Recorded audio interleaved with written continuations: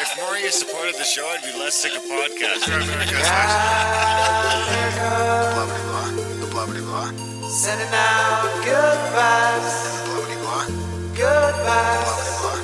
Good vibes. Blah blah. Good vibes. Good vibes. 108 breaths of deep gratitude and prayers for guidance and protection. And put on a didgeridoo and shamanic drumming track.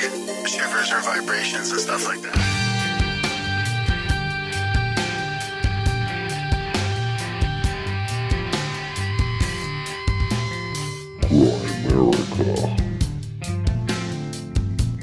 This whole time, every Tuesday, I had been delivering pastries and going in around this house that was the former home of the Bush family. You know, big time CIA, big time Skull and Bones. Okay, guys, welcome back to the Grimerican show. A couple days late as we've been traveling again, but we're coming at you with an episode with Mark Steeves here, friend of the show, Mark Steeves. And yeah, we're happy to have him on the show. We just got back from one of our Contact at the Cabin events down in Colorado. No. Oh, sorry, Utah. Felt like Colorado. Utah. I mean, I love Utah. Utah is I like great. it, dude. I like Utah. It's pretty great. Pretty great. We have a pretty good thing going on down in Utah, I gotta say. Yeah, we had a fantastic trip. It was great. Great event. Fantastic people. I mean, I really had a good time talking to everybody. It was fun. It was fun down there. I'm getting, I love it down there in Duck Creek. I really do. Cruising around on the side-by-sides and checking out the national parks. I got a national park pass now for a year, so. Oh, that's a good idea. Yeah. It was only like an extra $8. Yeah. When I went to the other park to Zion, he was like, for like $8 more you can get a pass. I was like, and it's good until May of next year. So it's good for, at the very least, it's good for those two parks again next year. Great. No, yeah, it was fun. I mean, I don't want to like speak about too many people there because I'll forget a bunch of people and all. But of course, that was great having Brandon Powell there and the Brothers of the Serpent and Dave Matheson and Ben from Uncharted X. The personalities, but also to meet people that have been in our chats for a while, like Shellback and T-Bone. But then now there's like too many names. Now there's real names and nicknames, and I'm like, you should have introduced yourself as your chat name.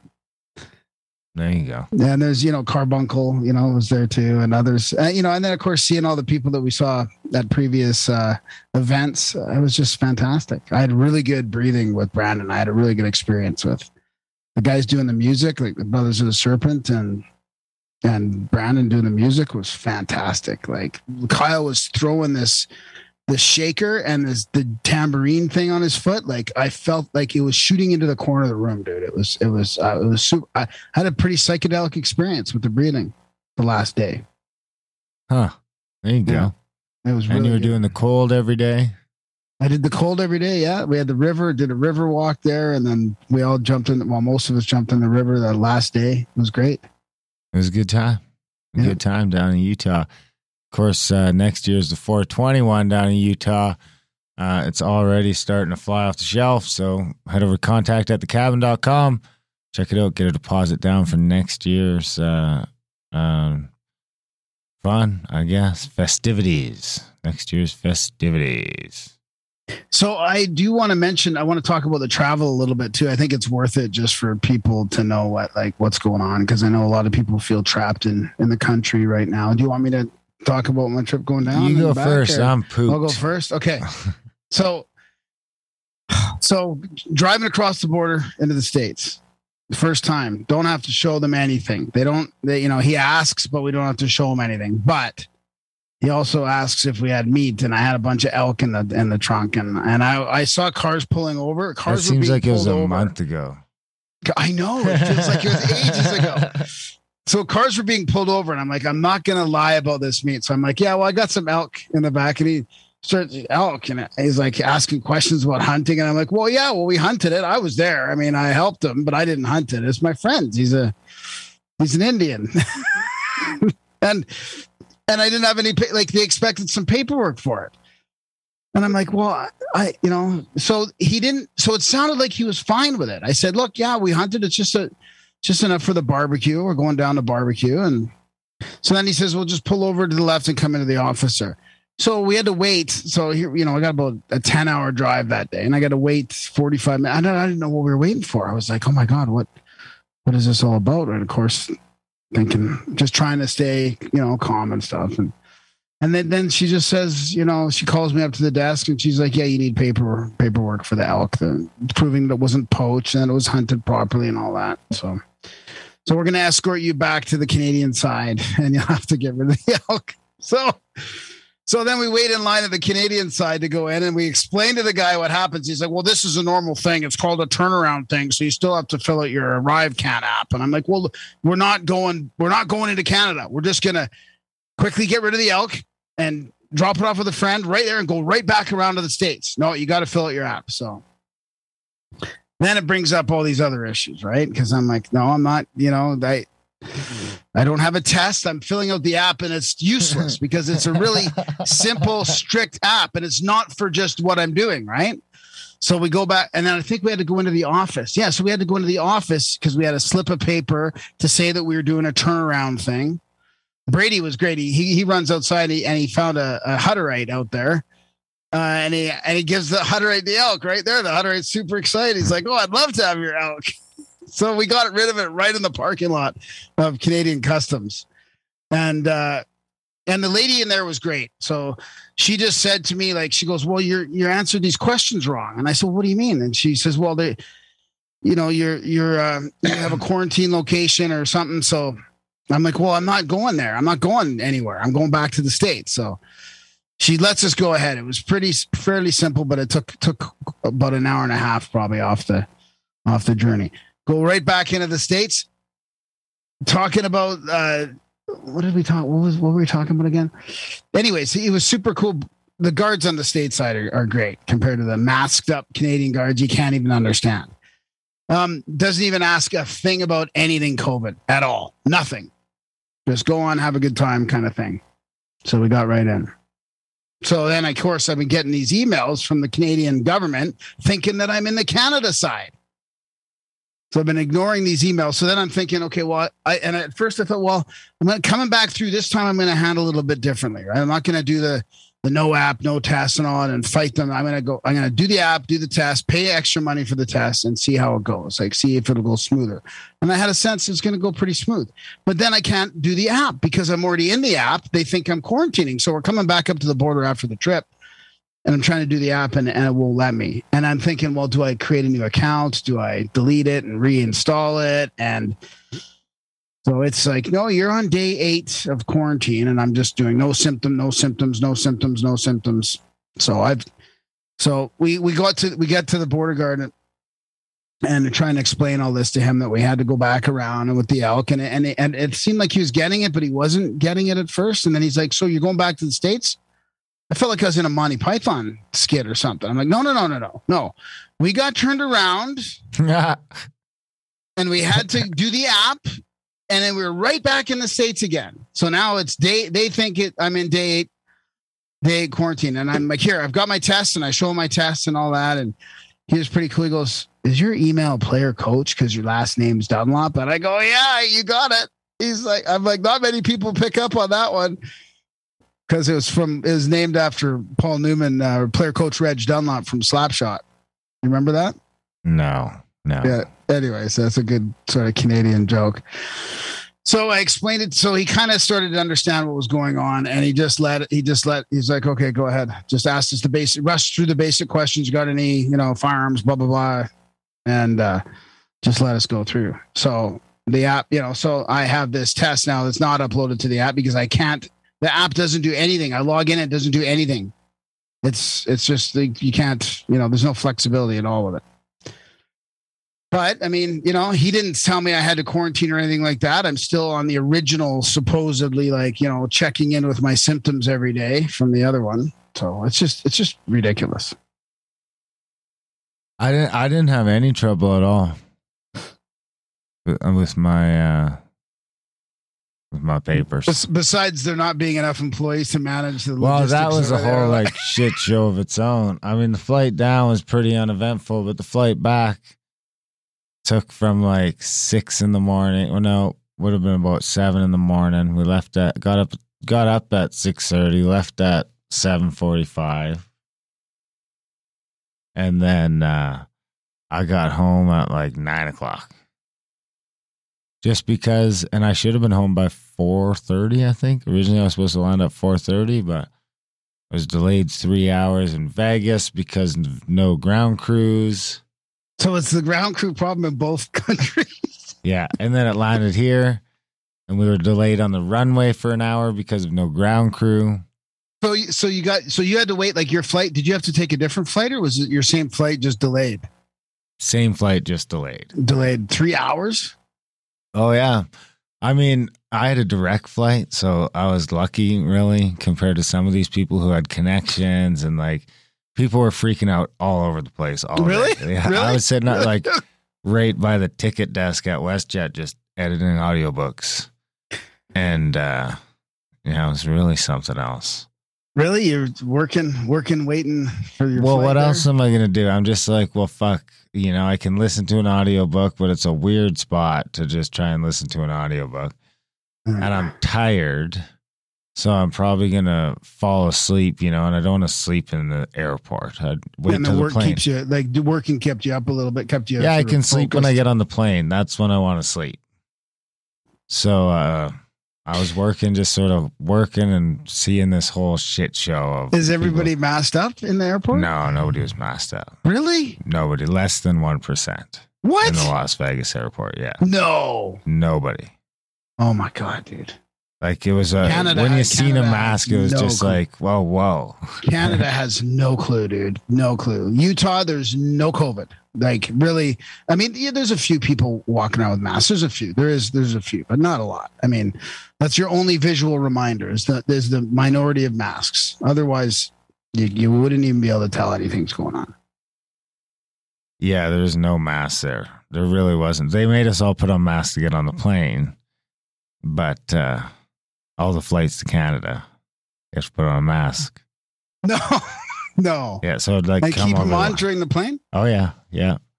because you're going to Canada. Yeah, they're way more lax on if you keep it up or not these days. But Right.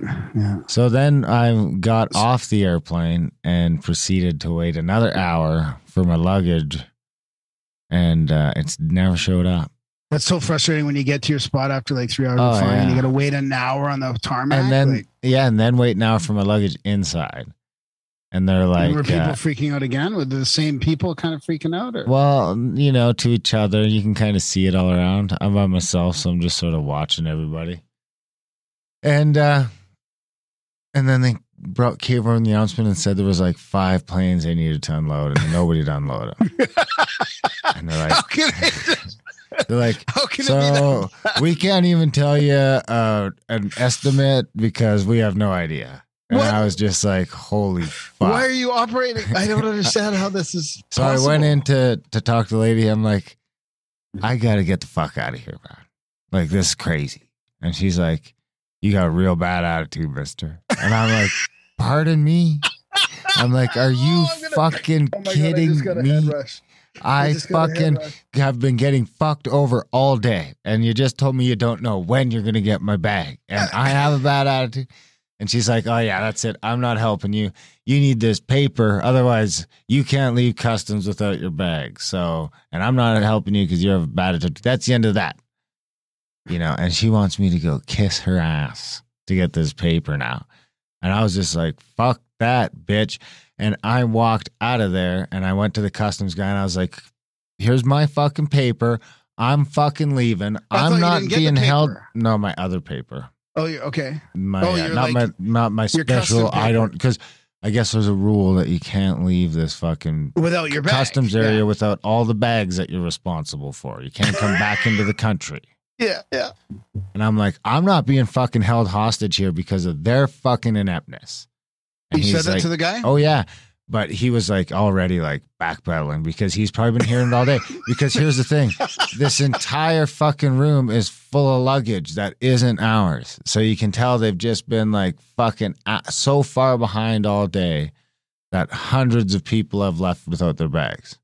Oh my God. And they're just like then going to empty them off the carousel before the next fucking flight comes in and the luggage doesn't get emptied anyway. So as soon as the buddy's just like, yep, no, you can go, man, no problem. And then, so I went back today and I got my bag. And it's funny because it's right there because that's the cool thing about having the Hunter S. Thompson suitcase. It's just like, I was just walking over to the baggage desk and I was like, bang, there's my bag. So the sea of bags, it stands out. So I went back and got my bag today. And I was like, so how long did it take? And she was like, oh, it was about 3.5 hours. And I was like, holy shit. So those people didn't get their bags till after midnight. So anyone who had a connection, just their bag is fucking who knows where now. Oh, dude, I've lost bags going to Europe and it sucks. You know, having to try and I got my hockey sticks. Remember that? I got my hockey sticks like right before the final game and brutal. Anyways, what's going on? Why do you think there was such an issue? No workers. I know, but why? Well, because they pay shit. And the mandates too, you think? They have mandates. That's and what people I just think. don't want to work right now? Like, not only that, add that to they were shut down forever. And, you know, probably got rid of tons and tons of people. When there was no flights for 1.5 years. Oh, and now they can't ramp up quick enough. Now you can't ramp up. Wow, what a story. I don't know what it is, but, you know, they're fucked. I think it's a canary in the coal mine for Western civilization. It's because I think the airlines are probably one of the, like, most complex organisms that we have going. For like, I mean, you got to think about it. It's pretty crazy that they got these thousands of planes flying all over the fucking planet all day, 24/7. And for the most part, they're linking up. They're linking up and they're connecting and you're getting your luggage and you ding, ding, ding, ding, ding, ding, ding, ding, ding, ding. It's crazy that all works when you really think about it at the end of the day. Now with the internet and stuff too, it's like boom, boom, boom, boom. Yeah, we'll get you here, we'll get you there, and your bags fucking show up. But so I think the seeing that break is kind of a sign of things to come. Because not just that, that's what construction you mean. So is it's not an intentional test. You're saying it's like an unintentional canary in the coal mine with a complex human organism during the Great Reset. Yeah. Or it's still just like it's the price we're paying for the pandemic. So like 2 months to flatten the curve or whatever the fuck it was actually 2 months to fucking just fucking throwing wrenches into the gears. And now shit's grinding up all over the place. Like I'm telling you, construction costs are going to go up 50% in 1 year. 50%. I mean, we might be at hyperinflation. It's crazy to think about, but we might be there where it just goes like, I don't see how it stops. I really well, they're don't. saying the real food increases 38% or something I heard recently. Not this silly little inflation that the government tells you, but real food prices are up 38% in the States. Some places. I mean, I don't know where meat and chicken. Well, we're noticing. So is it good that we're late in this release of this episode because we have a YouTube strike? And does that mean that one strike we came can't off? Publish for a couple of weeks anyway, so we can't publish on YouTube for a couple of weeks? Comes with like a 2-week ban. Is that what it is? From publishing. So third strike is a 2-week ban, and then the strike off before we're allowed back on. So we're kicked off of YouTube right now. Yes. Well, we just can't publish. Wow. Well, right. It's not like the channel's deleted, but we just can't add to it. Thanks, YouTube. I wish they'd tell us exactly what it was, but of course they won't, right? It's just medical misinformation. Medical misinformation. Yeah. I appealed. They were like, nope. We disagree. Fuck you. And that happened to be the one where the government called me in the middle of our intro and I talked to that government lady. I mean, is that why? I think it's got more to do with us bitching about the vaccines. Were we really? Did we really? This was the episode they picked? Really? Yeah, like, did we really? Yeah. Does it have anything to do with the Ministry of Truth starting up and the disinformation expert? Even Leonard was going off about vaccines a little bit. Yeah, I mean, but dude, Leonard's not like. It makes me think they're actually listening to it. I mean, what did you put in the fucking show notes? No, I don't know. I'll read it to you. It's pretty. I thought it was pretty. Pretty tame. You thought it was pretty tame. Yeah. Leonard Lee Bushell joins us for a chat about his book, High, Confessions of a Cannabis Addict, and his journeys before and after recovery. We chat about traveling in Israel, smuggling, synchronicities, big pharma drugs, addiction, homelessness, blackouts, and losing the cravings. We also get into his organizations listed below: the 12 steps, emotional music, legalization, nonviolent crimes, getting sober, and staying creative in recovery. Leonard spent 26 years in daily use and has not been sober I got a typo there. Now been sober for the same amount. And then I got the petitions in there. Maybe that's why I was reading out the petitions for the government. I mean, is this what it's at now? I was in the middle of reading the petitions for the government and I get a call from the government. And that's just enough to give us a strike on YouTube. I mean, I'd love to know like exactly what was picked out of that. They won't tell you. No. Okay, here's a quote for you then. If you're going to be that way, YouTube, we're just going to go audio only and fuck you then. That was audio only. Yeah, I mean, without even being on YouTube. So here, guess who wrote this? I believe that more than 90% of modern medicine could disappear from the face of the earth. Doctors, hospitals, drugs, and equipment. And the effect on our health would be immediate and beneficial. Huh. There you have it. Robert Mendelsohn, MD, author of Confessions of a Medical Heretic. I would have never guessed that. I guess Bob Marley, though. Winning. Can I tell you about a little synchro about CAC, kind of quickly? Sure. My own personal one. Personal sync. Big shout out to Coach Chris. He gave me this book. It's a green book. We can't see it. This book no one can see it, but I can't see it because it's green. This book jumped off the shelf to me. I won't read the very awesome personal note that he put in the book for me, but it's The Science of Immortality by D.N. Dunlop, written in and I'm sure I've heard of this author in the some of the books we've done, but it's written in 1918. So my mom's staying with me here, and I'm showing her, look at this book, like, you know, written by this author about immortality in the early 1900s. And we open up the flap, and there's the note in there and stuff, and it's from an old library, and it's got in the bottom corner, it's got Miss MS or MS Townsend, 1675 Burnaby Street, and my mom goes, "Hey, look at that! That's because that's her maiden name." And I always thought it was spelled Townsend, but she says, no, it's spelled wrong. It's Townsend. But I look up the address, 1675 Burnaby Street, and it's right near where my Nana lived in Vancouver. Like I thought it was on this. I was like, oh my God, is this the same place? Like, is this actually like where my Nana named Townsend? And it was written in the bottom corner of the book, but it was like literally just a couple blocks away from where my Nana lived in Vancouver.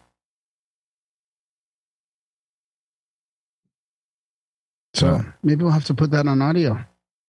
Is it old enough? It is old enough. I have one too, but you have it. What? He gave me one too, but I think you have it. Unless it's in my suitcase. It's either in my suitcase or in that box I gave you.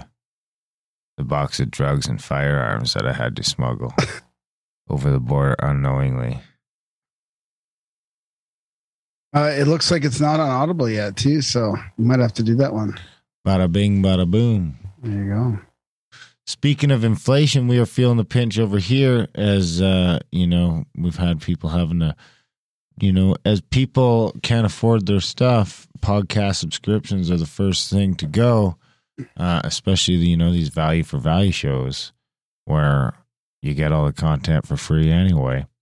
So if you find yourself in the position where you can sign up for a monthly, it's more important than ever to sign up. Support the show, help us keep doing it, help us keep growing, help us keep going. Signing up for events helps as well. Contact at thecabin.com.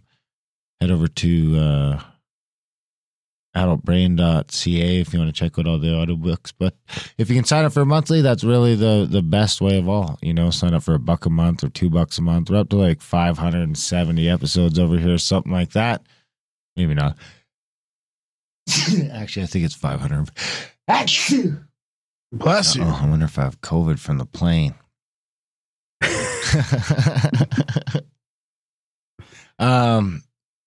544, I think, is actually what this is. I overshot. But still, all there for free. Grimerican.ca/support. Sign up today. We would love you for it, and we would be in your debt. What do you got? Is that it? Yeah, let's wrap this up. I got a really big synchro, and I still want to read a big story kind of email about our other show, Grimerica Outlawed. I've been sort of procrastinating about it, but I think it's time to read it. It's a little controversial, but since YouTube's already, messing with us, we might as well just keep going. That's right. All right, well, we'll get into this chat with Mark Steeves and enjoy it.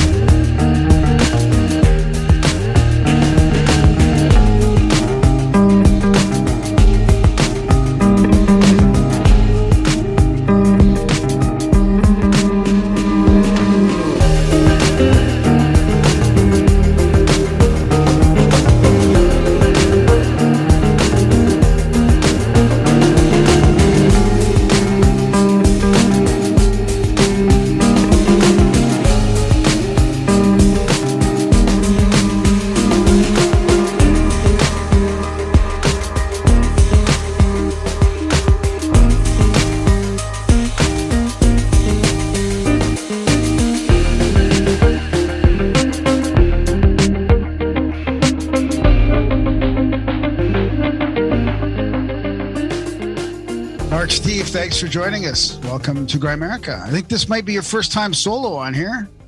This is my first time, period. Yeah, it's a pleasure to be here, and you both have joined me on my podcast. So this isn't our first time talking, but it's a pleasure. As somebody who's been listening to the Grimerica show for years, this is a big moment. I'll try to keep it together. Oh, no worries, dude. No, it's great to talk to you. I mean, we've been on many other shows together too and stuff over the years, so it's nice to finally have you here because you got an interesting background, interesting synchromystic journey into what you're doing now, and then we can sort of dig into some details about other stuff like skull and bones. I do have some specific questions on that. So why don't we start there? Like you're delivering stuff and listening to alternative podcasts and kind of manifested this reality for yourself, eh? Absolutely. And, I should preface by saying, I've always been sort of a outsider, black sheep, different type of person. And eventually, whatever took me so long, I found all these great authors that I had loved and been reading were being interviewed on these amazing podcasts like yours. So it was a perfect fit. I dove right in, became a big fan. And one of the big themes that I learned a lot about from your show is this synchronicity factor. And it's not just something that happens between you and the guests or even just the guests in their lives. It's something that actually I notice happen between you and your audience. And it really excited me because I had sort of lived a synchronistic life prior to this without realizing. So I have to give you guys credit. I think your show really helped elaborate on some of the nuances, because you really took like a huge survey, so to speak, of all these different people who, whatever it was that gravitated them to your show, there is usually some sort of interesting, conscious nodal point that you can trace it back to. So for me, podcasting was a huge tool. I actually found jobs as a delivery guy because I love podcasting so much. I had worked a Chinese food delivery job out of high school. And then when I started getting interested in podcasts, I was also sort of in the market for a new job. And I said, why don't I try delivering again? Because I'll be getting paid to listen to podcasts. So that became my life the 3 years prior to the pandemic. And obviously, when that happened, working for a company that was employed by Amazon, the hammer, came down. The freedom that I had as a delivery guy. I mean, I'm talking podcast in my ears, 8 hours throughout the shift. I don't have to talk to anybody. I'm just dropping packages on stoops and front porches. So I was getting away with a lot. It was a great job, a tremendous sort of freedom, albeit I was still working for the man. Inside, I was experiencing a sort of freedom that now I have the sort of grateful opportunity to indulge in, but that's getting ahead of myself. So I'm listening to the Grimerican show. I'm listening to Tinfoil Hat, the Higher Side Chats, and I'm noticing the synchronicity.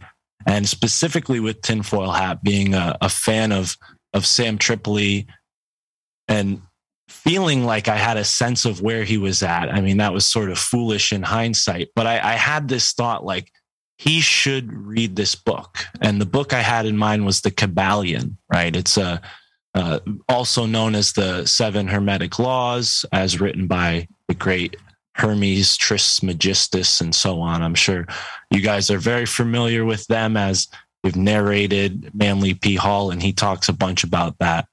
But for me, at that moment in time, and for Sam Tripoli, again, this is all pre-pandemic, I felt like this would be something that Sam needed at that point in time. He was talking a lot about the simulation. He was talking a lot about ancient cultures. And for me, I felt like there is a consciousness, spirituality aspect missing. And even if it just meant that one interaction of giving him the book and never, receiving anything, any kind of reply, that's all that really mattered in that moment. And I got to excuse the motorcycles. I live on a busy street and it's Friday, and they're all whipping around. So excuse that if you hear any buzzing in the background. But anyways, to make this long story very short, I met Sam Tripoli. I gave him the book, and something resonated with him, whether it was through meeting me or the book itself. Something resonated, and we ultimately connected, podcasted together on his Patreon, back when he still had a Patreon. And one thing led to another, and he started this spiritual podcast called Zero. And I'm like, one of the first guests on it, episode 3. And after the conversation was over, Sam's like, so who do you think I should have on next? I'm like, well, let me get back to you, and an hour later, 2 hours later, I emailed him 20, 30 people, that I had seen on your show, Higher Side Chats, all these people that as a fan, I'm just like, oh, if Sam talks to these people, that'd be great, And next thing I know, he's saying, hey, why don't you, email these people, and for everybody that gets back to you and you can get on my show, I'll pay you, and that led to ultimately me booking for Tinfoil Hat, Zero, and his other Patreon content. Well, now it's Rockfin content, but initially it was Patreon. And yeah, that was, as you might expect, a tremendous opportunity to basically, rise above maybe the average startup podcaster. It gave me a lot of clout that I was able to use to book really interesting guests on my show. As you guys know, you joined me on episode 20, which was really cool of you guys to do that for me while I was still young. Because as I've already said many times, I'm belaboring this point, but I'm a big fan of yours. So all that being said, something about my life had prepared me for this job that you can't find in a newspaper ad. You can't find in your human resources, homeroom, high school, when they're telling you, oh, what's your career on career day? Booking a conspiracy podcast is certainly not on any of those lists. So I don't know what it was, but I've always been fascinated in these things. And, through synchronicity, I had the opportunity to really step into this world in a really unique and engaging way. And now, obviously, I have my own podcast, titled aptly because my family thinks I'm crazy, and they especially think I'm crazy now that I quit my job and I'm doing this full time. But it's paying off so far, and yeah, there are so many things that I've learned in hindsight that I'd love to touch on with you guys here today, because where I grew up, it's not a particularly privileged place. It's a suburb in one of the wealthiest states in the United States, but as you guys might know, usually next to the biggest cities and, where the most action is, there's also, some of the biggest poverty and some of the biggest sort of depravity even, right? So Connecticut is sort of like that. And I kind of grew up in this comfortable period between, 1990 and 2000, 2001, shattered everything. I'm sure you've heard this from many of your guests that 9/11 was a big moment. But as a third grader living only 50 miles away from where that happened, it was pretty big. It was a monumental sort of experience. I remember getting walked home from school, and we left early that day. And ever since then, I'd really questioned what was going on in the world. Not that I had any sort of suspicion about the government. I was really interested in the military and espionage and how all that worked.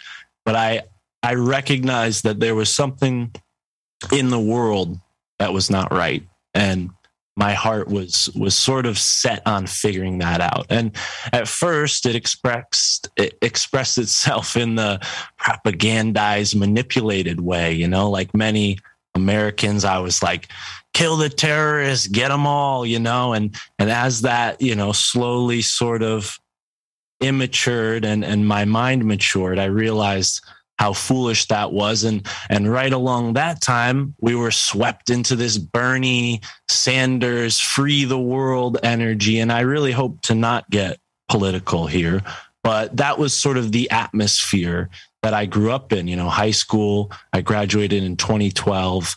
And there was this sort of anonymous group of hackers that were, the renegades of the internet. So all of these counterculture, maybe even anti-political ideas were going through my head. And, of all places, I go to a community college on the doorstep of Yale after I graduated high school. It's only a couple towns over, but I didn't want to fly too far from the nest. So I went to, a safe bet, a community college in New Haven. And when I was there, I really enjoyed spending more time in the park, smoking a joint, reading from the books I enjoyed reading rather than spending time on the curriculum, which eventually led to me dropping out. But while I was there in that park, reading books and exploring consciousness on a very sort of neophyte level, I definitely wouldn't claim to be an expert or a guru, especially at that age, and certainly not at this age. But I was interested in that stuff, and shamanism particularly had a sort of vibratory chord that was struck. And it wasn't because of the pot I was smoking. It was because I'd always felt a deep connection to the natural world. And when I was a kid, that expressed itself just by trying to learn what every animal was and what these trees were. And I was always trying to classify the natural world. And when I started smoking cannabis, I think a lot of people start to have, paradigm shifting thoughts. But for me, I started to realize that I had, for the most part of my life, had a very materialized way of thinking of the world. Things were not spiritual to my young mind. And cannabis and shamanism brought a whole nother aspect of that into my life. And right at this period, I meet a man who, didn't look like anybody I'd ever seen in Connecticut, to be quite honest. Very short, very tan, dark, slick black hair. And, he introduced himself to me because he saw I had Sitting Bull on my t-shirt, very famous Native American Sitting Bull. And we started talking, started smoking a joint or something like that. And he gets to telling me why he move to New Haven, because I could sense that he was an outsider. He was dressed like a cowboy. Also, I should mention, not with the hat or anything, but typical, Midwestern garb. And yeah, he just struck me as an outsider. So we, as someone who's always felt like an outsider in my own community, we sort of hit it off. And he taught me, not only about Native American spirituality, but specifically what drew him to New Haven, Connecticut initially, which is a story that you guys might be familiar with. I might have even, told you this when you guys were on my podcast, but Geronimo, very legendary warrior. Some would even say one of the most famous Native Americans, at least in the West, and at least in the American zeitgeist. His skull and bones allegedly were robbed from its grave, his grave in Fort Sill, Oklahoma. And from there, taken to the tomb on High Street in Yale University's campus.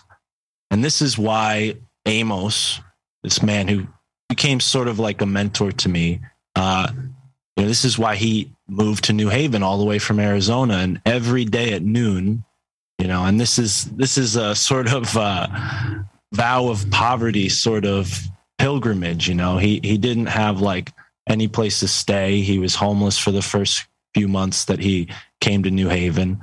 But he would stand in front of the tomb on High Street and he would scream Geronimo's name every day at noon, as loud as he could. It was so loud that, it rivaled the school bell, like it reverberated through the campus.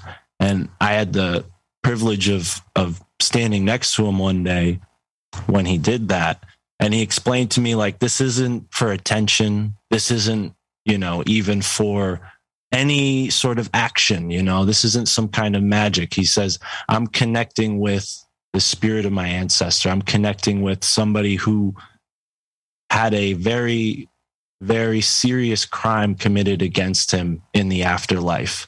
And for whatever reason, Amos was drawn, to this place. Obviously, the reason being Geronimo, but why him? He's not someone who claims like, oh, I'm the great grandson, and he's, again, not looking for any publicity with this sort of thing.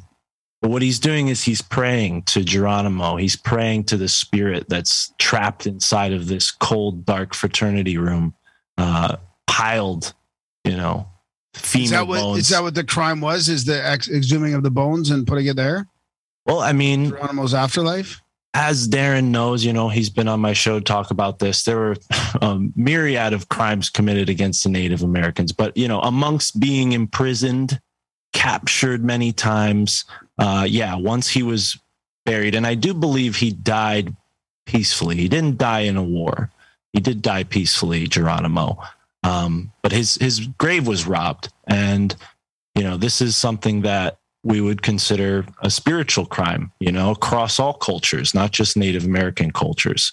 And that's what needs to be reconciled. And, people like Ned Anderson in the past have tried to take political means to do stuff by going to senators and trying to make a sort of these claims. And really, I think the proof is in the gravesite. When you go to Fort Sill, Oklahoma, to see where purportedly Geronimo is buried, they've paved over the spot with cement and created sort of like a stone monument, a stone pyramid. And it's not, I don't know if it's something that like his own tribe would have even made. It's not, I don't know if it's accurate to his heritage, which is disturbing.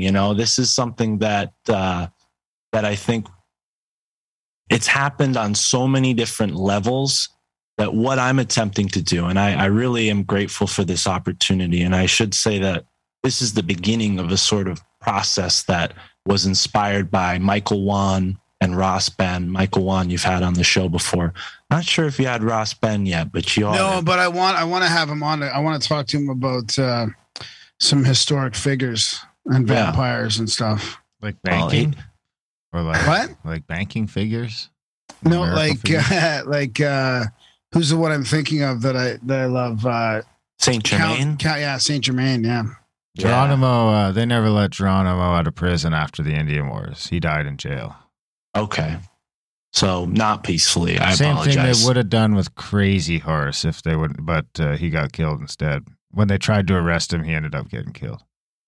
And you know what's interesting, when I was doing my research, and thank you for clarifying, Darren, because there is so many points of information, it's hard to keep them all together. But one of the things that I learned when I was looking through newspaper archives was that, you know, there's the famous skulls that the Skull and Bones have allegedly taken into their tomb, like Martin Van Buren, obviously Geronimo. But there are other less notable people. I mean, one who was sort of an outlaw, a guy named the Apache Kid. If you go and search him on Chronicling America and look through the newspaper archives, you'll find a very curious story about how these Chicago businessmen tracked down this outlaw named the Apache Kid. He obviously had a proper name. They weren't using that in the newspaper article. But they tracked him down, surrounded his camp while he was sleeping, murdered him, and then came back, you know, after his body had been weathered and taken the skull and sent it to the Skull and Bones Society at Yale University. And I got to imagine if you're a cowboy reading a newspaper at that time and you see that, you think like, oh, Skull and Bones Society, they sound like a great group to take care of that. You know, they must deal with bones and the such, you know. If they had only known that Skull and Bones was founded on secret society, espionage, and drug smuggling, and specifically where the three meet. That's so is there a power? Nexus. Is there a spiritual power in bringing these old, famous people or powerful people or into their bones into there? Is there a ritual with that or something? Absolutely. I think one of the most famous cases for this is Saint John the Baptist, right? And allegedly the Templars and even the Masons have rituals where, you know, Saint John the Baptist's skull was used as somewhat of an oracle, and then in that vein, other skulls have since been used, whether ritually as mock, you know, skulls, or even, you know, because of their prominence. People like Geronimo, people like Martin Van Buren, the only president of the United States who is not blood related to the rest. You know, these people, for whatever reason, in their lifetime, made an impact. And again, get curiously, I don't think there are any coincidences. That's just my personal opinion. They get collected post-mortem and brought to this tomb. And I think absolutely, Graham, it's for the spiritual significance. And I would even venture so far as to say, and, you know, I'm a Catholic, French Canadian, you know, grown boy. I'm not like versed in Native American culture or religion. But what I've heard and what I've garnered through studying is that the placement of the body, the placement of the skeleton, the placement of the remains of the human body are very important, not just in Native American culture, but we see examples of this in Egypt, China, all over the world. People are buried with significant objects. People are buried with significant loved ones. Kings kill their whole families to be buried with them when it's their time to die. So there's clearly an esoteric line of thinking as to the significance of a skeleton. What its purposes are in a ritual context is a murky subject. You know, this is the stuff of secret societies and occult, which, you know, we just use two words for hidden there in that one phrase. And we all recognize those terms in this conspiracy podcasting, alternative podcasting, spiritual podcasting world. But rarely do the actual occult things ever see the light. And I think what's so interesting with Yale University and Skull and Bones is there have been many opportunities for these dark creatures to be exposed to the light. And there's a record of it. And, you know, it's not often talked about. And I have to give a lot of credit to Chris Milligan, the creator of Trine Day, who I know you guys have had Bruce DeTorres on your show. He's sort of Chris's right-hand man over there at Trine Day. And obviously you've had many of their authors on the show. We had Chris on too once, yeah. On Outlawed, yeah. Right on. And, Chris is behind republishing Anthony Sutton's seminary work on Skull and Bones, America's Secret Establishment. But he also compiled a series of really interesting articles in a book called Fleshing Out Skull and Bones.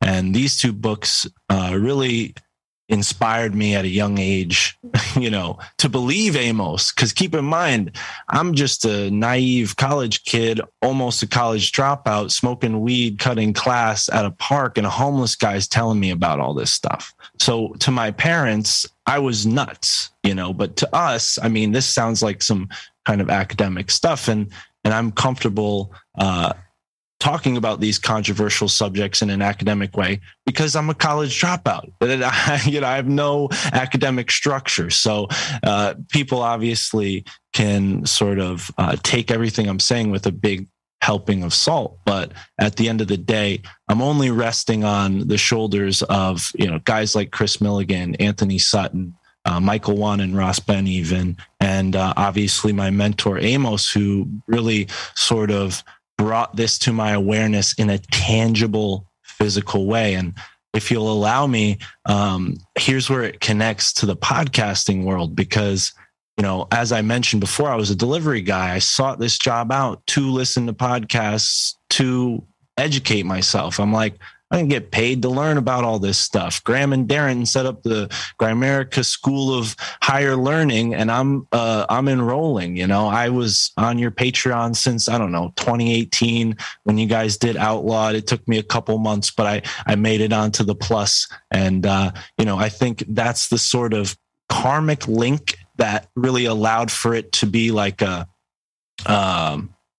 I don't know. I've thought a lot about this, but I do always say that when I supported you guys, Tinfoil Hat, Higher Side Chats, something changed in my life. Because in all honesty, I wasn't making a lot of money to afford to spend, $30, $40 a month on all these podcasts together combined a month. It didn't make financial sense, but I knew deep down, like, this is going to lead somewhere.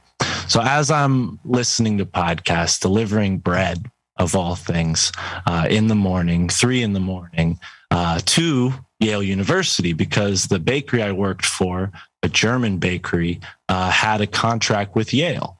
So I would be in certain Yale University buildings at hours when other people just weren't, right? So with my mindset, you can only imagine what I tried to pull off. I wasn't very successful. The place is well guarded, but I snuck around as much as I could get away with. And, one of the things that really struck me is the level of security at a college like Yale. And I understand why. There's been many things that have happened in the news and many, tragedies that would maybe beef up their security. But I think this is something that is underestimated, because Yale, not only do they have a very beefy security system, they also have a very interesting underground network that connects buildings together. So although I didn't spend much time underground in New Haven, I did have a sort of sense of the scope, because I remember pulling my phone out, looking at my GPS and realizing I was underneath a street, thinking I was still in a building. These buildings are sort of like mazes, and I'm stoned at 4 a.m. delivering bread. So I got lost a couple of times. But either way, it is sort of local lore, even that, given that Yale is a big medical school, that there are certain trapdoors that lead to tunnels where maybe homeless or impoverished people late at night, stumbling along in the street, get pulled into these tunnels and then maybe become cadavers for experiments at Yale University. And if we have time to get through some of the connections I have, you'll see that, Yale, and specifically Skull and Bones, has a web that connects to the Nazis. It connects to, obviously, the United States government. It connects to the judicial system. It connects to the economic system. It connects to the chemical companies. It connects to the drug smugglers. It connects National to labs. And I'm almost certain, that's somewhere on the periphery as well. But that's not my forte. But you guys have done a really great job covering all those subjects. So I have to give you guys kudos on that. But no, I although I don't doubt it, and I'm almost certain Carlwood did an episode on it last year, that there is some sort of connection. That's not primarily what I'm here with. You know, I sort of have more of a wide scope. But I'm kind of rambling. If you guys want to ask some questions. Yeah, no, I mean, it's there's so much there to sort of tease up. I want to kind of picture the map. Like, so New Haven is it was founded with Yale, right? Like, it's a town that was like sort of a part of Yale. Is it like where Yale University is? Remember what I said, and yes, it is absolutely a campus town. Like, right. The town is built around the campus, and Skull and Bones is in there somewhere. Right. Okay. And I have some info about that, but specifically when it pertains to St. John the Baptist, remember what I said about his skull and maybe him even being an oracle. Well, New Haven Colony, which was one of the wealthiest colonies. It was not connected to the Boston colony. It was not connected to the Philadelphia colony. It was its own separate colony. It was founded on St. John the Baptist Day, okay, right, by a man named John Cabot. And the people that moved in there really believed in what a lot of the early settlers believed in, you know, a lot of radical religious ideas that, weren't welcome anymore in Europe. Specifically in New Haven, these people were Zionists, right? Which I'm sure raises a lot of red flags and perks up a lot of people's ears. But they believed in this sort of new Zion idea and the second coming of Christ, something that, we're familiar with under maybe the broader scope of apocalyptic Christianity. This is the type of people that first settled New Haven. And you have to imagine who they interacted with, the Native Americans, the Quinnipiac, who sold the land to the first people, John Cabot and some other people,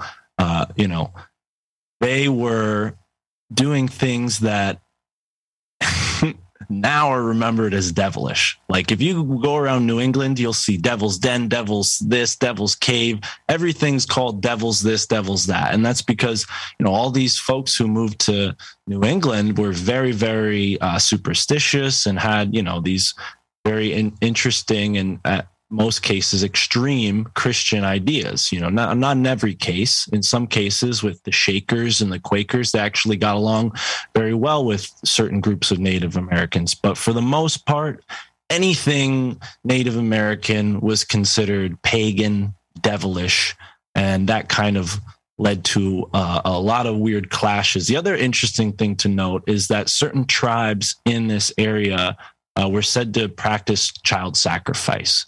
So, whether that's true or not, whether that's something that the, colonists cooked up to create fear or propagandize the Native Americans, we don't know for sure. But there are early accounts of, Native Americans taking a child, ritually killing them. And, the colonizers were sort of on the periphery. They lived nearby.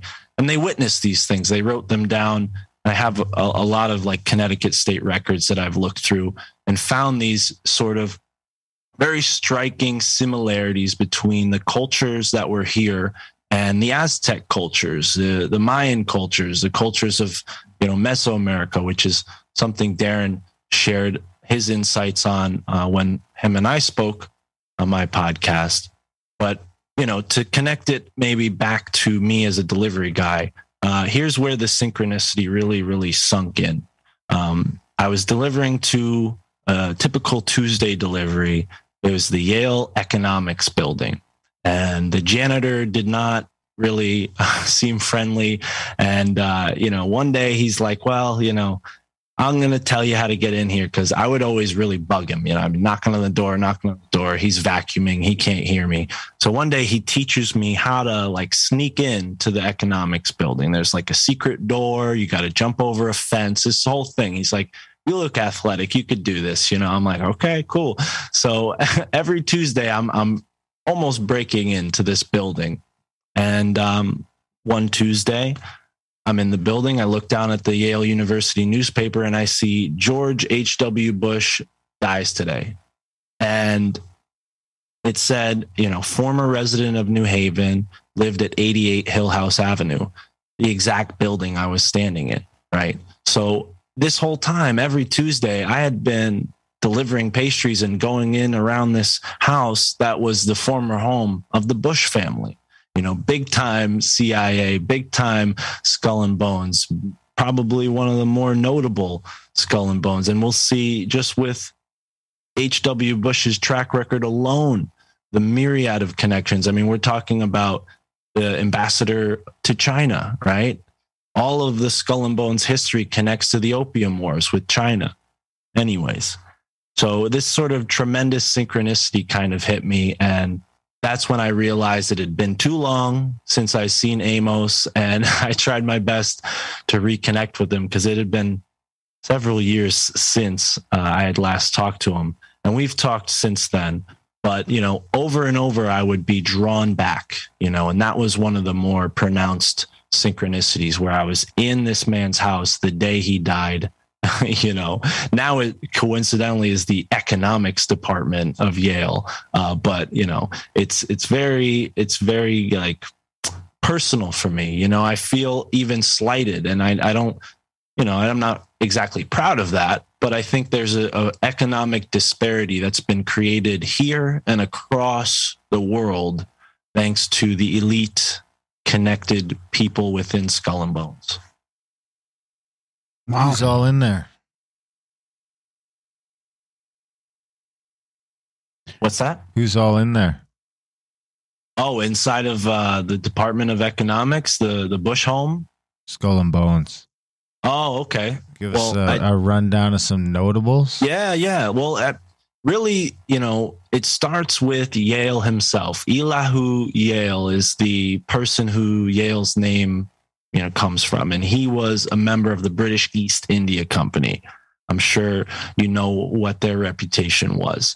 Not to mention Nathan Hale was one of the graduates of Yale's 1773 class. He was a member of the Linonian Society, which was one of the first secret societies in Yale University. They've had almost 20 secret societies throughout the history of Yale. 9 today exist, but to get to some of the names, William H. Russell and Alphonso Taft are always talked about as the founders, but really William H. Russell's power came from his brother Samuel Russell, who was the founder of the Russell and Company, which was importing Turkish opium, right? And they merged with the Bostonian opium smugglers, who were the Perkins family. And those folks, connecting back to eugenics again, they had all recently really lost their silver spoon because slavery had become illegal. And that was the primary trade that these Boston Brahmins, as they're now called, they were slave traders. And, that comes back up with Yale. One of the founding members of Yale, Ezra Stiles, was one of the first people to suggest that we should send the freed slaves back to Africa. So Yale has a very dark history of racism and certainly eugenics, but really the Opium War is where the money really kind of came in. And founder William H. Russell went on to found the National Guard here in Connecticut. Many members since have found prominence in the military. So there's also been that sort of military order. And as I said, Nathan Hale, graduate of Yale University, Connecticut's hero, was one of the first spies in American history. He was a member of the Culper Ring, which was part of, these patriots who were spying on England to, free America. So, Yale from its beginning has been a place of espionage, drug smuggling, and secret societies, naturally being a part of society, found their place there too, but specifically elite secret societies, but where Skull and Bones power really comes from is with 3 guys who are probably unknown to most people: Timothy Dwight, Daniel Gilman, and Andrew D. White. Okay. Daniel Gilman founded the University of California, Johns Hopkins, Carnegie, Peabody, Slater, and the Russell Sage Foundation, all huge, huge players in just the world at that time, and even more so now. Not to mention Andrew D. White founded Cornell and was the first ambassador to Russia and the first ambassador, maybe not the first, but an ambassador to Berlin, as well as the founder of the American Historical Society. All the Tartarian nuts are probably going crazy hearing that because, yes, folks, they are rewriting history. Maybe not that drastically, but that's a conversation for another day. And then, of course, they started this science school at Yale, which is known as the Sheffield Science School. And what's interesting about that is not only did this Sheffield Science School really innovate a type of gasoline distillation, which we both, we all know here how important oil comes in the whole conspiracy zeitgeist, how oil has been a big power, especially in the 19th century, big money maker. And they were innovating this kind of science at the Sheffield Science School. And not only that, they used the Sheffield Science School within Yale to take over. When I say they, I mean Skull and Bones after they had been founded. They used the power of the science school to take over the rest of Yale. So by the mid-1800s, Yale was completely at the mercy of Skull and Bones. And this had raised a lot of suspicion amongst the students who weren't tapped. Because keep in mind, they only allow 15 juniors to become members of Skull and Bones. And when I say juniors, I mean, you only you're getting tapped at the end of your junior year. So you're only a part of Skull and Bones for that last senior year. Not only does that sort of create this atmosphere of secrecy, because the seniors at any school have that sort of, they're the top dogs, but also they're leaving. So once they have all these crazy rituals, they're gone. They're not telling their classmates and undergraduate classmates, what's going on in this secret society. But I should. So that's almost really. I don't think I ever really pictured it this way, but it's a really good recruitment strategy. You have this one high-end university with a lot of high-end courses. It's full of prestige, and then you get to tap the shoulder of the elite of those people, or the people you think are going to be. Who knows how they monitor them along the way or whatever, but they know that these people will play ball in their machinations or whatever those are. And like I stated, founding all those colleges subsequently after rising to power at Yale University, the network that they now have is incredible. And we have to kind of take a step back and remind people that at this time, prior to Skull and Bones founding, again, secret societies were fashionable. People were a part of them. It was a normal thing. And Phi Kappa Beta, was a fraternity that was started at the College of William and Mary. That might ring some bells considering your conversations about Shakespeare. He kind of has some interesting lore that's connected there. But Phi Kappa Beta or Phi Beta Kappa, their second chapter was then formed at Yale in 1780, right? This is like early days. And I should also mention that a lot of the founders of Skull and Bones were inspired by Germans, people in Berlin, people like Hegel, who, now is remembered for his Hegelian dialect, right? Something that we're all kind of in the middle of, pun intended, but it's certainly curious, considering what we know allegedly about Adam Weishaupt and the Illuminati, because all of this inspiration was coming from Germany, where this guy was, and all these other people who had this high ideal of what the state was and how the state should control society. And, they'd even make declarations like, pretty soon the state will raise all your children for you. They would just come out and say this at the University of Berlin to the people of Germany. So, this is the type of thinking that went into creating Phi Beta Kappa, which eventually evolved into Skull and Bones and some of the other secret societies, because in 1832, there was a sort of American freak out similar to the communist scare, where everybody was very anti-Masonic. William Morgan was famously murdered allegedly by the Masons. And there was these big scandals. The teapot scandal, I think, was one of them, involving not only Masons, but also, this same sorts of people that ended up joining Skull and Bones. And this created a lot of panic, and this anti-Masonic movement was created. And groups like Phi Beta Kappa were like, well, we don't want to be secretive. We want to be, ostensible. We want to present ourselves to society. We have nothing to hide. So these groups became sort of like the above ground, and then Skull and Bones, Wolf's Head, and Scroll and Keys, the sort of three major secret societies at Yale. They subsequently formed, and then others formed after them. Some other ones are the Berzelius Society, the Manuscript Society. There are about 8 or 9 prominent ones that still exist. And one of them is pretty much the opposite of a secret society. Like, they even give tours of their little lodge. But you have to sort of understand, like, given how popular these secret societies, or just, sorts of societies were, when it became unfashionable to be a part of them, the modus operandus, the reason why the political gears behind these groups still needed to turn. So they just went underground and created groups like the Skull and Bones. And, when we get into this conversation, people want to know, well, do they sit naked in a tomb and confess all their secrets like we see in the Skulls movie? And to that, I would say, yeah, probably. I mean, that's one of many things, but I think that's one of these safe sort of counterintelligence types of, they give you just enough to make the girls and immature people laugh and say, oh yeah, the Boodle Boys are up to no good.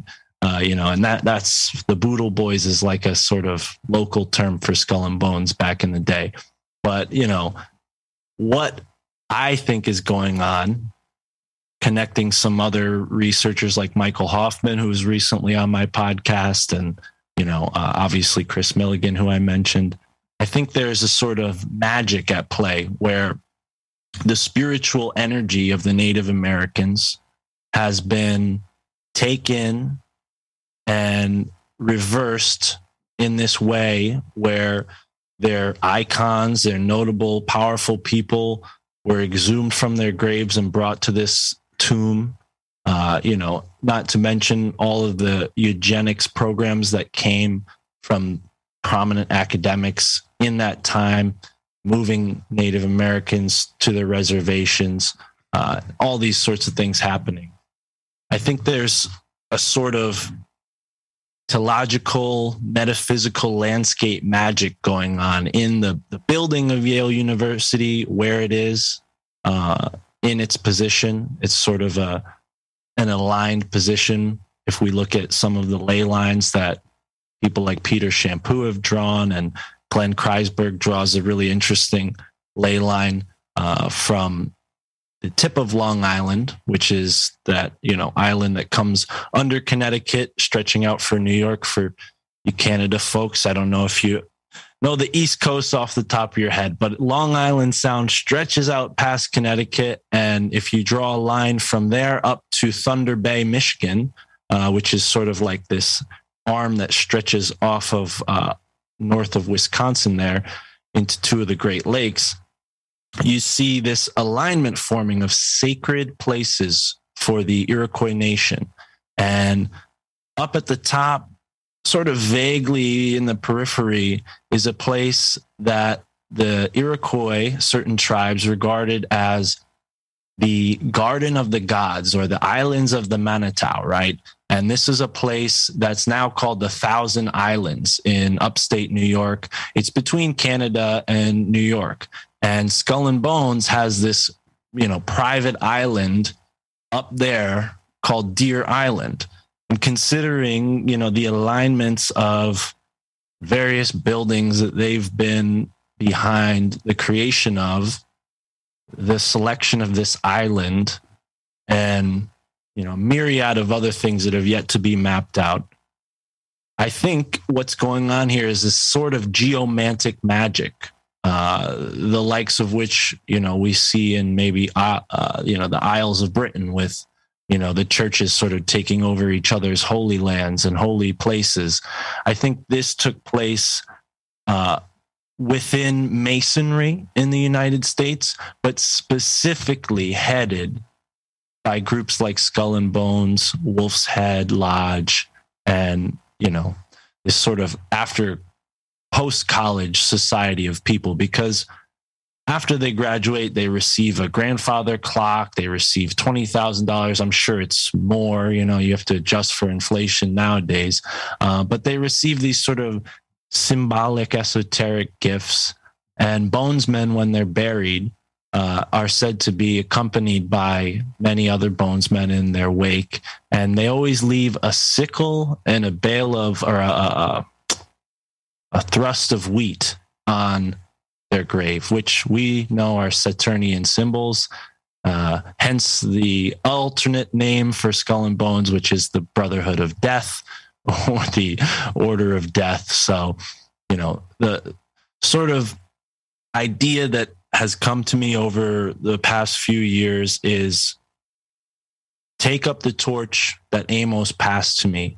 Shed light on this stuff, not so people will go and knock down the tomb door and take the skulls out, but so that these crimes cannot go unpunished. Raise the awareness of the average person so that these things can no longer happen again in the future. Who are some other prominent members in contemporary society today that we would think of? Well, one that really shaped culture, and I don't know how much it affects you guys in Canada, but Time Magazine was created by Skull and Bones, Henry Luce. And you see this magazine, pop culture, have a tremendous influence on people. Obviously, they have a lot of influence on the art scene as well. But Henry Luce specifically started Time Magazine. He started Fortune 500 magazine, which, is supposed to be like the magazine of the rich and the wealthy. But it's, not something I have off the top of my head, but if you'll excuse me, I got a couple. I also want to talk about that 322 before I forget, because it comes up on something else personal all the time with the 322, and I wondered why they picked 322.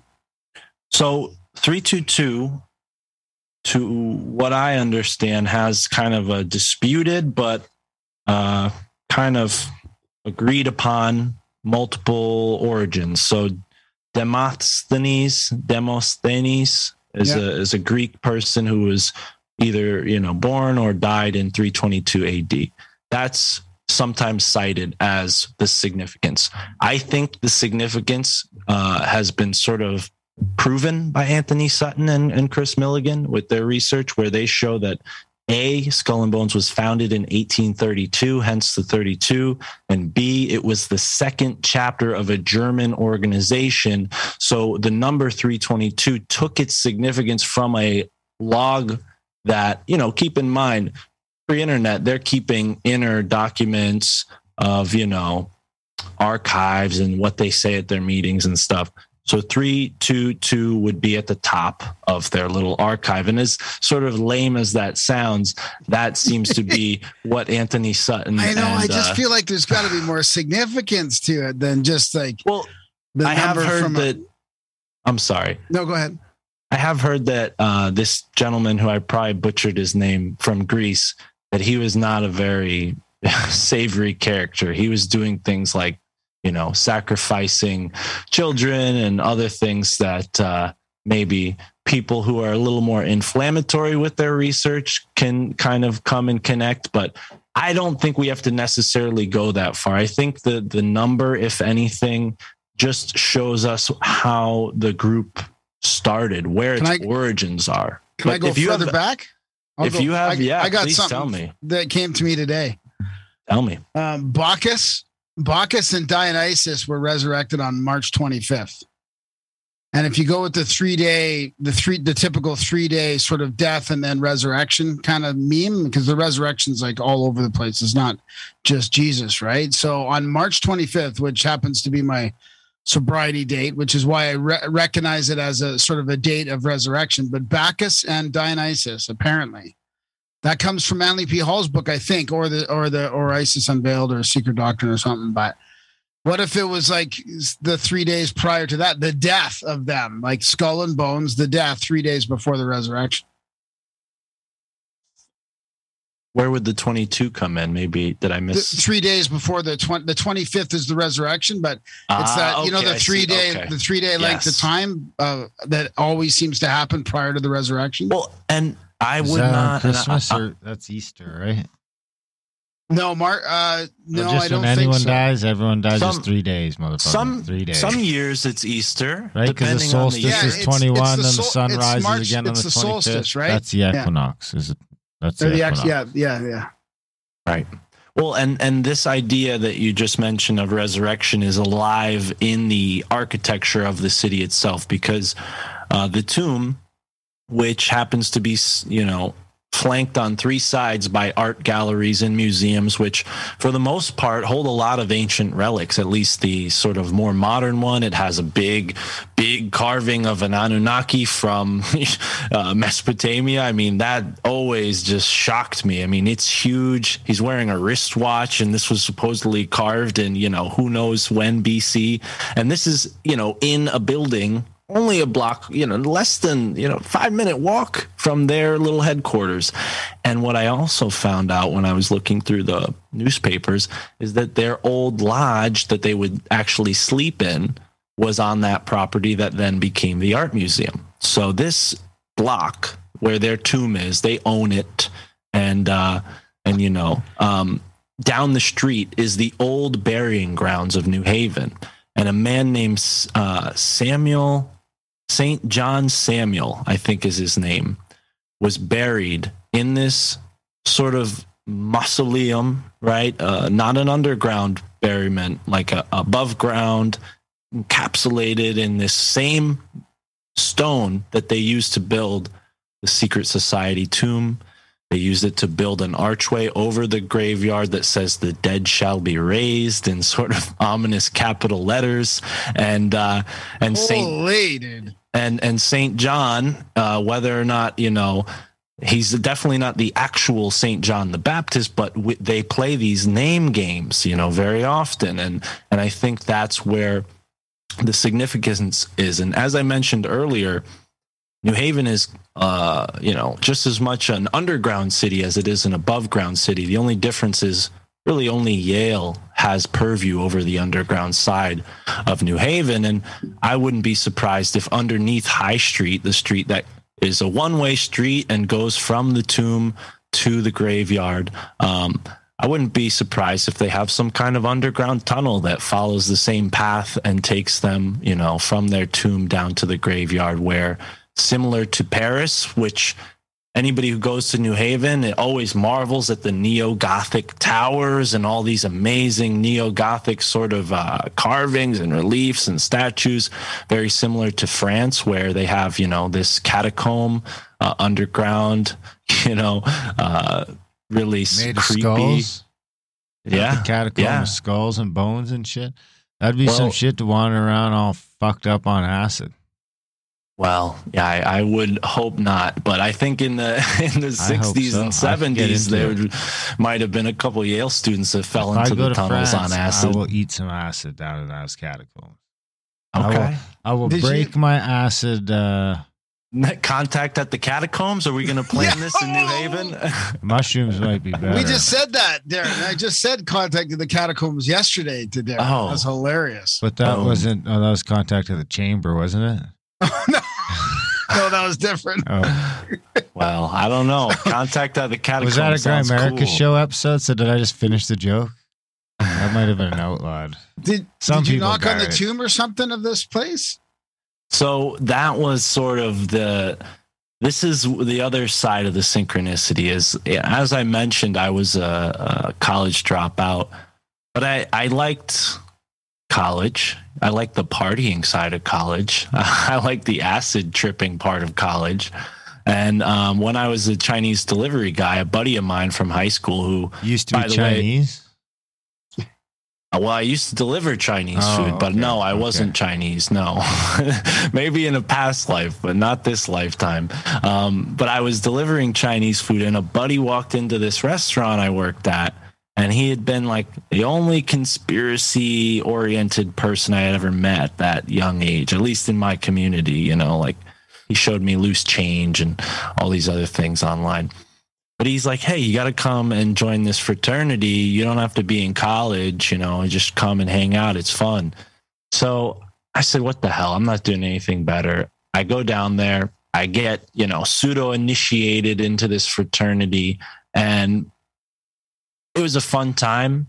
You know, the rituals and whatnot, I wouldn't say were hazing. It was actually like a supportive and encouraging environment.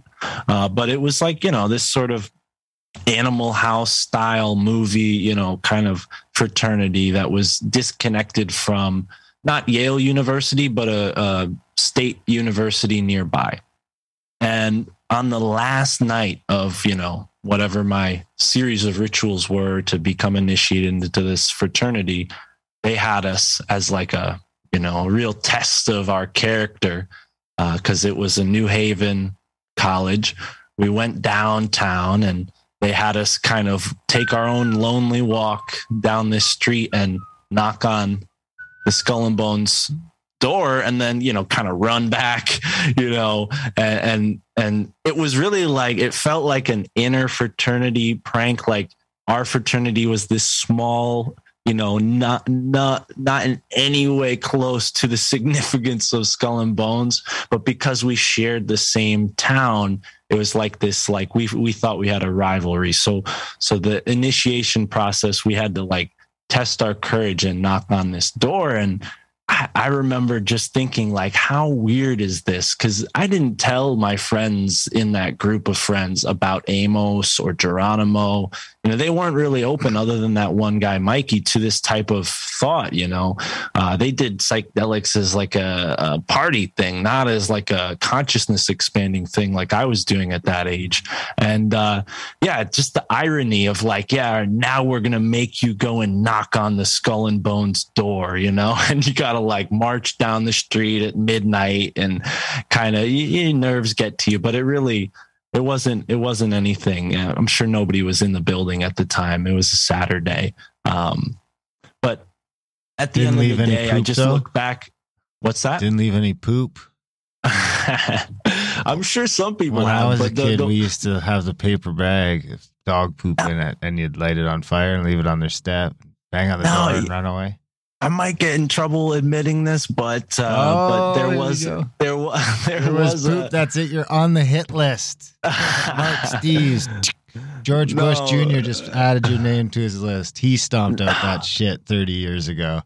You know, although there was a lot of gross things going on at that fraternity, that wasn't what I'm referring to. But they did, prior to me being a part of it, steal the Skull and Bones Jolly Roger flag from the actual fraternity house, because they don't sleep in the tomb. They just go there for their meetings. They have their own, you know, proper house where they stay when they're seniors, and they have a Jolly Roger flag on their front porch. And my fraternity, like I said, prior to my engagement with it, stole their flag from their porch and had it on display in their, you know, their own house. So it was sort of like, again, this added layer of synchronicity, like pulling me into this world from all these different angles. And now that I'm here hosting my own podcast, I've made a bunch of friends in this world. Michael Wan is someone who's inspired me, but a buddy who has a podcast called How to Kill a Sacred Cow, he joined me for a walking tour that I did of New Haven. I kind of got excited about this, and it was 3/22/2022. I said, let's do a walking tour, get some of the listeners of the show to come down and hang out, and I'll give them a tour of Yale University's campus. And one thing led to another. It went great. And my buddy Jay said, you know, we got to turn this into something. So we're kind of working on a project now. Maybe it'll turn into a podcast. Maybe it'll turn into a documentary. But I just, you know, with everything in mind, the research that I just spewed on you guys, I just want to say thank you for letting me kind of get it out, because it isn't a fully formed thesis that maybe your listeners would expect from most of your guests, but it's very connected to who I am and what I've been doing for the past 10 years, despite the fact that my family thinks I'm crazy. No worries, dude. What did you guys get up to back in the fucking 70s, Graham? What kind of shit did you do? In the 70s? Yeah. You mean 80s? Were you in a fraternity? No, I didn't. I fucking never went to college. It's not like that in Canada, really. No, I used to party in the university. We used to party in the dorms without being in the university. We'd just crash the dorm parties. What about? Oh yeah, I crashed some dorms like a motherfucker. Yeah, that was fun. What'd you do for pranks though? For pranks? No, we didn't do pranks like that. Oh, you guys are dorks, weren't you? No. You're just smoking ditch weed, being nerds. Well, around here, they have a practice called crooking, and the Skull and Bones sort of innovated it with their grave robbery. And I think eventually that went out of style, and now, the skulls that they have are sort of historical. I don't think that they spend much time robbing graves nowadays, but they have been known more recently, Skull and Bones, to steal people's license plates and steal all sorts of interesting things from New Haven. So in that vein, the fraternity I was a part of, which again wasn't even affiliated with a proper university, they were a ragtag bunch. They kind of took up the practice of crooking and, not really stealing, but stealing for the sake of a prank. Stealing. Yeah, it's still stealing. Yeah. It's still stealing. My license plate's still gone, motherfucker. Now I'm getting pulled over, in the state of smoking Connecticut. a joint. Oh, what'd you pull me over for? Yeah, you're missing your license plate, pothead. What I find strange about this whole thing is, like, I went to Wikipedia to check that it's so open now, some of it, right? The Skull and Bones members is just out in the open, like every decade. Well, actually, I mean, it doesn't have 15 per year, but every decade they have who is in there. And I mean, there's a whole bunch of Olympic medalists in here. One decade, son of Prescott Bush. I won't say names as much, but speechwriters for 3 presidents, CIA, former CIA, United Nations development programs, and that's just from the 50s, and then you get in the 60s, it's like executive advertisers, university administrators, senators. I mean, it is just elite, like it's who's who of the elite, and it's all out in the open now. So I mean, I feel like the secret societies in the. So do you think that's because it's Skull and Bones, or because it's Yale? What do you mean? Wasn't Skull and Bones like a part of Yale? Yeah. It's a Yale thing. So like, wouldn't it be like, if you went through like the Harvard thing, would it be sort of the same, just because those schools are sort of grooming our leaders already? Absolutely. Oh, yeah, 100%. Yeah. And what I'm saying is it's not really like a secret anymore. Like, and I feel like all these societies came, I mean, I'm sure they have their secret underground factions, but I feel like the vehicle of foundations and charities became a way for them to come out in the open. I mean, they just really, now all these people now, sure, they went through Skull and Bones as almost like a sort of a rubber, almost like a rubber stamp type thing. And then who knows where, the Blackstone Group. Oh, this guy, I just saw the Blackstone Group. Yeah. National Institute of Mental Health. I mean, there was a movie like 20 years ago too, right? What's that? So the skulls. The skulls is obviously exaggerated, but there's some truth to what they portray in that movie. And Paul Walker, Paul Walker, curiously died, and that was, I think, one of the last movies he was ever a part of. Telling me all about it. It was Paul Walker. Yeah. What's that, Darren? Who? What? Pro 777. Pro 777. Was that his name? Yeah, telling you about Paul Walker and how he died because he was a part of the Skulls movie? No, I think it had something to do with Fast and Furious. Oh, okay.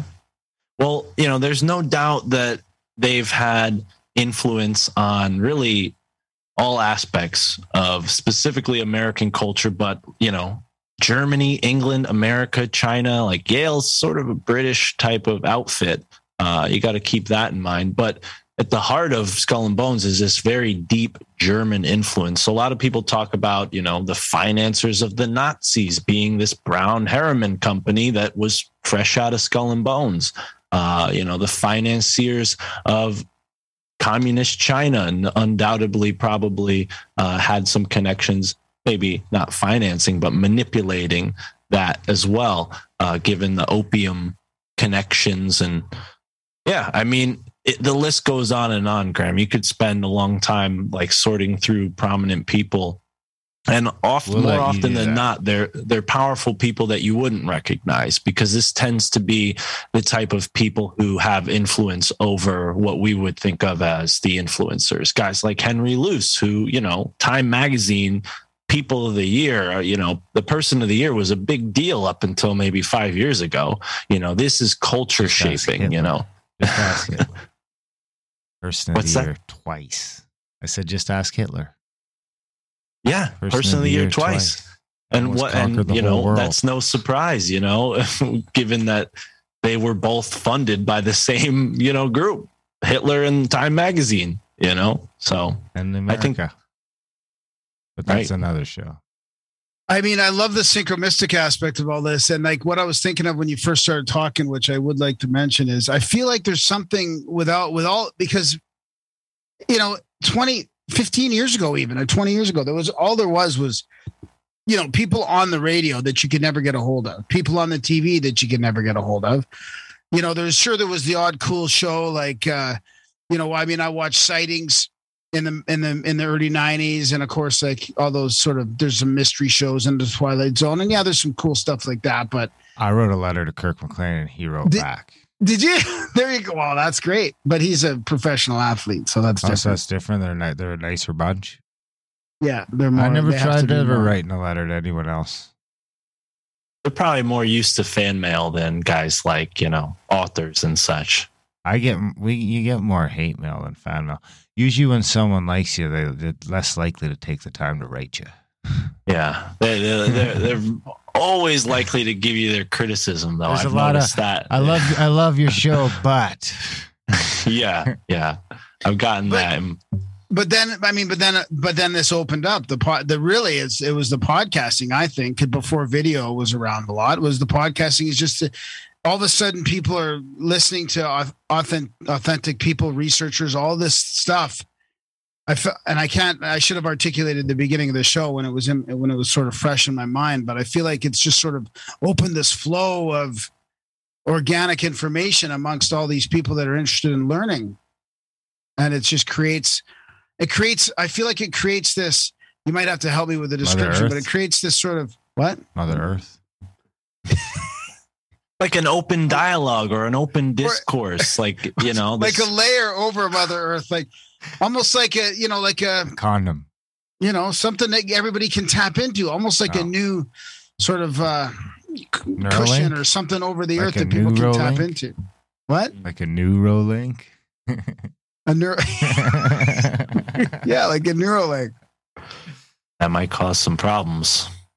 Elon. Like a spiritual Neuralink in a way, right? I mean, I remember inventing words as a kid.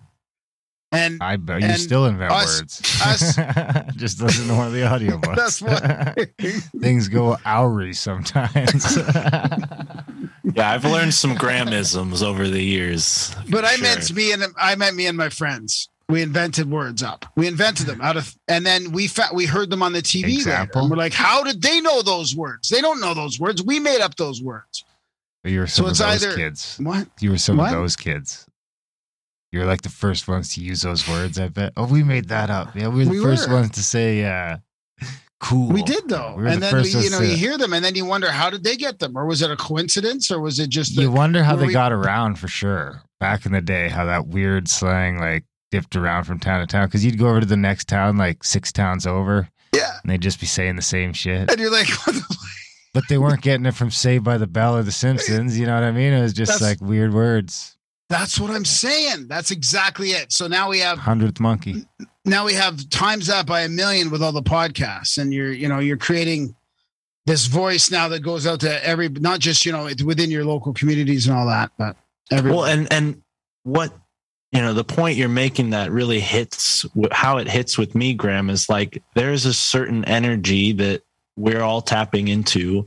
And a lot of the response that I get from people listening to my show and the show that I do with Michael Wan every week is like, wow, you guys really inspired me to look at the river that's in my hometown, or you really inspired me to take another look at this weird monument that's in the center of my town. And as I was listening to your show, as I was listening to Tinfoil Hat, delivering this bread, the energy of the land that I was born in, just through whatever happenstance that brought my parents together, was pulling these interesting mysteries out of my surroundings where, I'm thinking, oh, it's all on the computer. It's all in these books. It's not here. And the more I look at this stuff, the more I find connections to, not just my own life, because who the hell am I? I'm just another guy. I don't pretend like I'm, some kind of prophet when it comes to this stuff.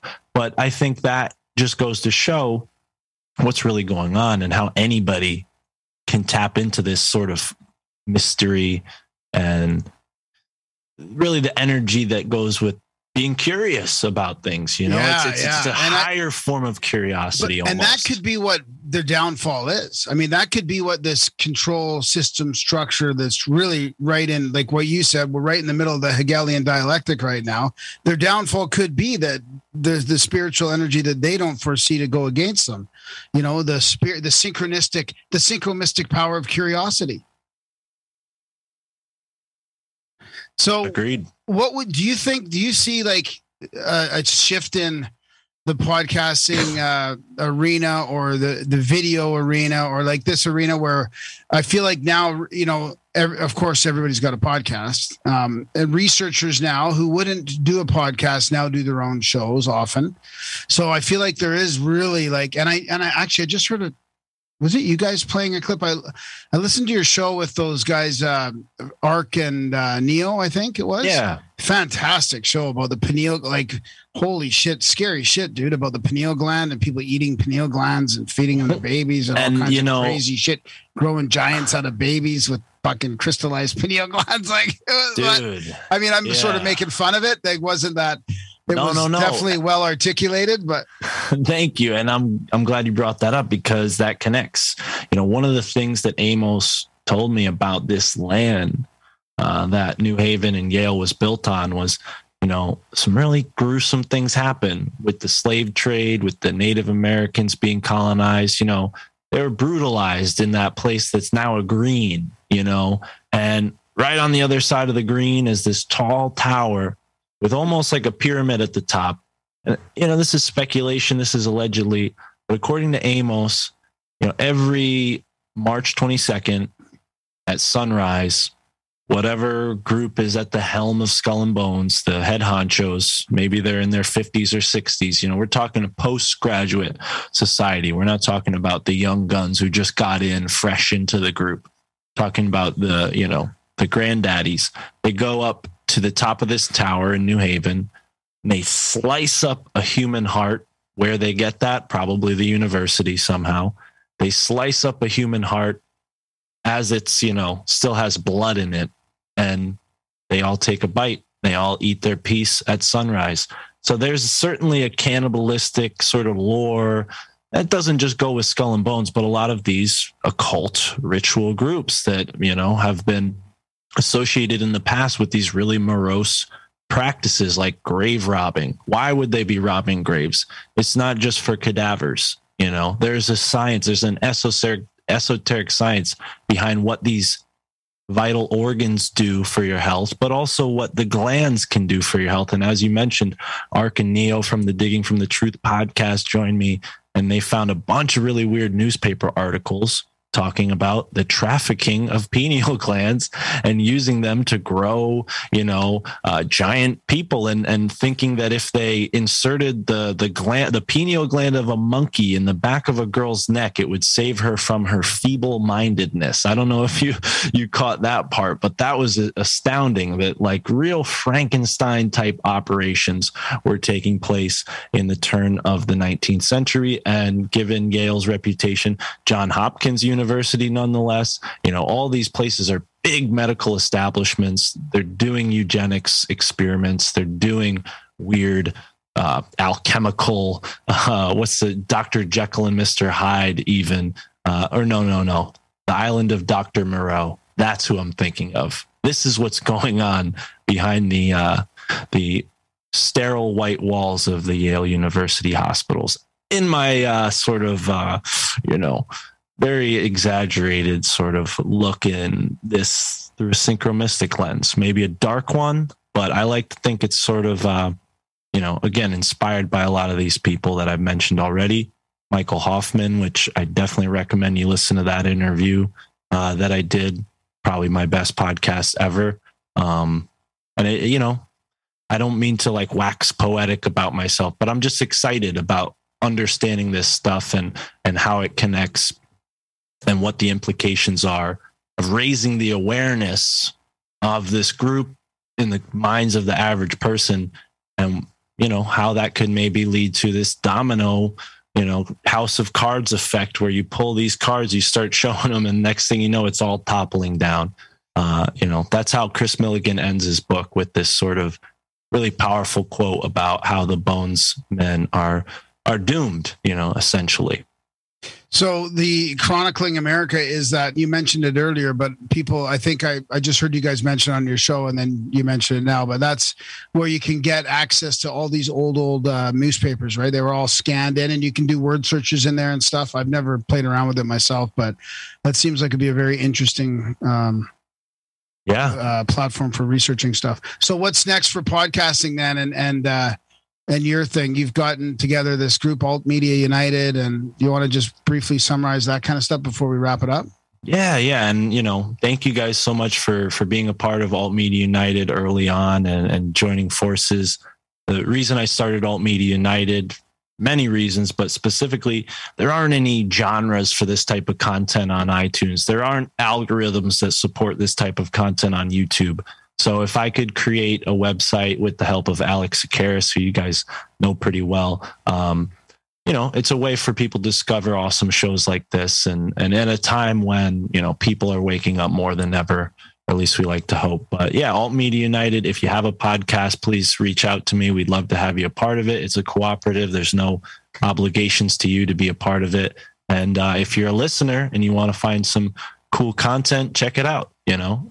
Myself, a la Sam Tripoli, my boss, I do several different podcasts, but yeah, I'm just podcasting, and Alt Media United is sort of evolving into new spaces and growing. And really, as Alt Media United grows, I hope we can help shows like yours and everyone else who's a part of it, rise with us, because a rising tide raises all ships. And, one of the biggest things that we've really started in on with Alt Media United is the tech side of things. And you guys are way ahead of the game as far as the average podcast goes, self-hosted, and, you run your own website and even run your own membership site. So I think you guys are, if anything, a model for other podcasters within Alt Media United. So kudos to you guys for doing what you do. And it's been an honor to be here. And, as far as what I'm up to, yeah, like I said, I do a bunch of podcasts, and most of them can be found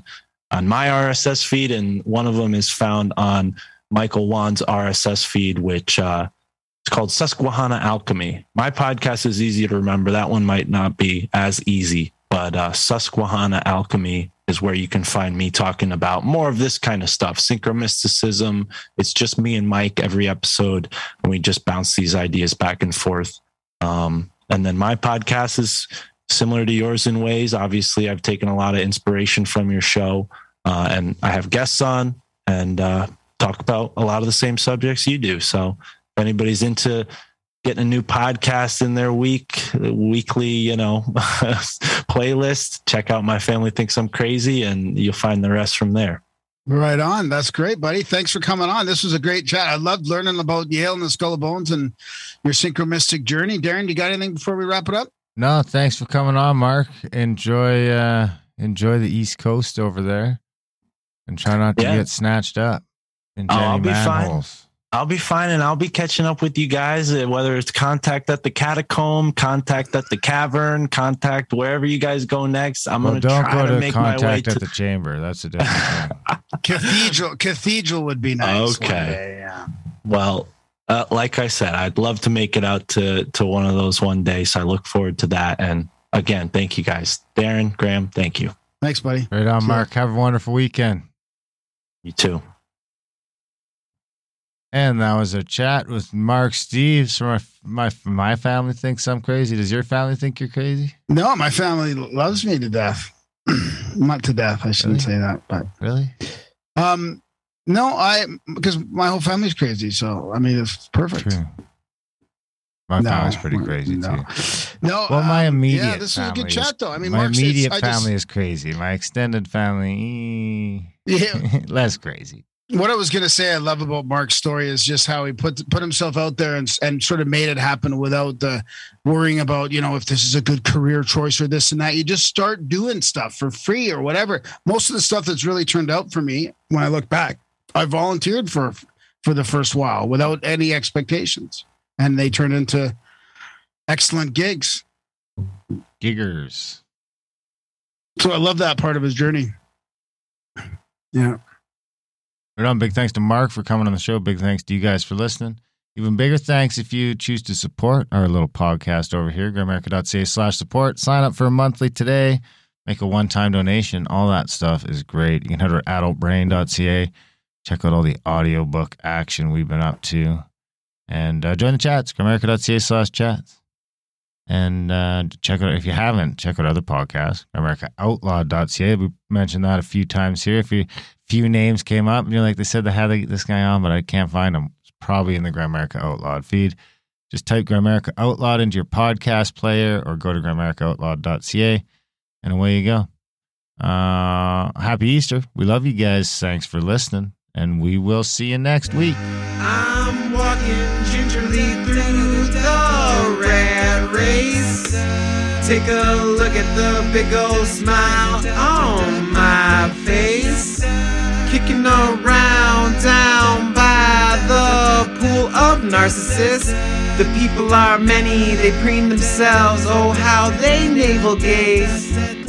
Somewhere over that hill, the gloomy skies cease to exist. I'm climbing that hill, I pass by and pity the poor Sisyphus. I go into hyperdrive, turn into a beam of light. I'm strolling down a static electric avenue. The people are predictable, they say good morning, how do you do? When out of nowhere, a randomly pure angel in the crosswalk bumps into me. And in doing so, knocks all the evil and all the wind out of me. And it's black as tar, ugly as ever, and of no apology. This angelic mama sings heavenly of the truest theology. Together we're a seraphim dream, forever young with no chronology. 1,000 years from now we'll be written into ancient mythology. We go into hyperdrive, turn into a beam of light. Can you tell me about the view up there? It's sparkling remarkably, the air is crystal clear. Well, please won't you tell me what it takes to transcend this place? A little bit of heart and a whole lot of soul. Take a look at the big old smile on my face. As my angel says, dance with me and your life will never, ever, ever be dull. I go into hyperdrive, turn into a beam of light. Turn into a beam of light. Turn into a beam of light. Turn into a beam of light. Turn into a beam of light. Turn into a beam of light. Turn into a beam of light. Turn into a beam of light.